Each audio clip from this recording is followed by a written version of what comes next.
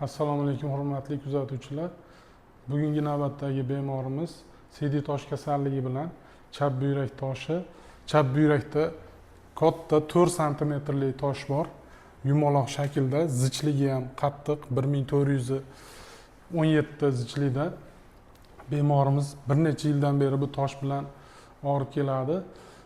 Bemor bir necha klinikalarga borgan, bir nechta doktorlar bilan suhbatlashgan va oxiri bizga kelib bizda qildirishga ahd qildi.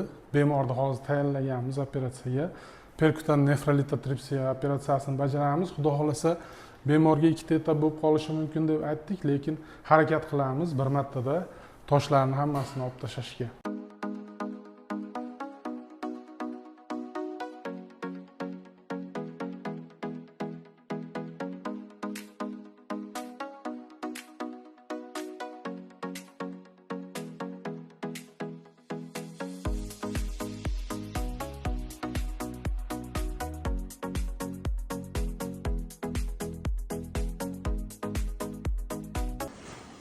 Nihoyat tugatdik. Toshlar 99% ga tugadi.